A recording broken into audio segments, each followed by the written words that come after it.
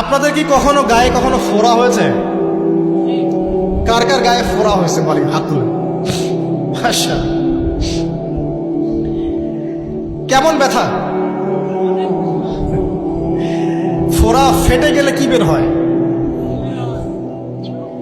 রক্ত আর পুঁজ বের হয়, তাই তো?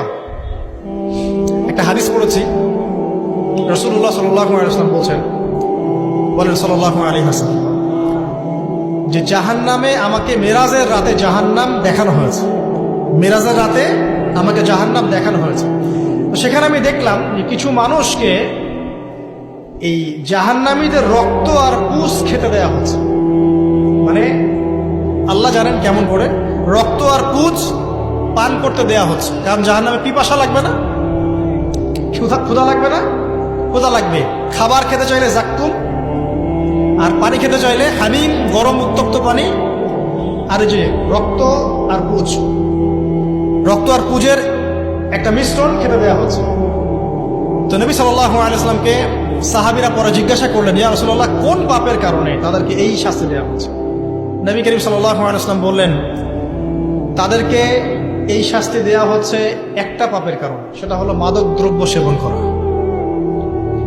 আর ওই পানীয়টার নামও নবীজি বলে গেলেন, তার নাম হচ্ছে তিনাতুল খাবাল। কি নাম? তিনাতুল খাবাল। এই তিনাতুল খাবাল মানে জাহান্নামীদের রক্ত এবং পুঁজ, এটা খেতে দেয়া হচ্ছে মাদকদ্রব্য সেবনকারীদের জন্য। আল্লাহ রাসূল সাল্লাল্লাহু আলাইহি ওয়াসাল্লাম বলেছেন, কোনো ব্যক্তি যদি মাদক সেবন করে তার 40 দিনের নামাজ কবুল হবে না। সে যদি আবার তওবা করে ফিরে আসে, আল্লাহ পাক মাফ করে দিবেন ইনশাআল্লাহ। যদি আবারও মাদক খায়, আবার 40 দিনের নামাজ কবুল হবে না। তারপর যদি আবার তওবা করে, আবার আল্লাহ মাফ করে দিবেন ইনশাআল্লাহ। তারপর যদি আবার মাদক খায়, আবার 40 দিনের নামাজ কবুল হবে না। তারপর যদি আবার তওবা করে, আবার আল্লাহ মাফ করে দেবেন। তারপরে যদি আবার মাদক খায়, তখন আল্লাহ রাব্বুল আলামিন তাকে তিনাতুল খাবাল পান করেন। প্রিয় ভাইরা, আপনারা মুসলিম না? আমরা মুসলিম না? মুসলিম যুবকদের সবচেয়ে সেরা অস্ত্র হচ্ছে ঈমান এবং নৈতিকতা। অন্যরা জাহিলিয়াতের স্রোতে ভেসে যাক, মুসলিম তরুণরা কখনো জাহিলিয়াতে যাবে না ইনশাআল্লাহ। আমার সাথে ওয়াদা করেন যে কোনো প্রকার মাদক দ্রব্যের সাথে সংশ্লিষ্ট থাকবেন না। একটা সিগারেটেও কখনো টান দিবেন না। কারণ সিগারেটটা কি? সিগারেট আপনাকে আস্তে আস্তে অন্য মাদকের দিকে নিয়ে যাবে। সিগারেট খাওয়া শিখেছিস, এখন গাঁজাও খা। গাঁজা খাওয়া শিখলে এখন ওটা খা, এই করতে থাক।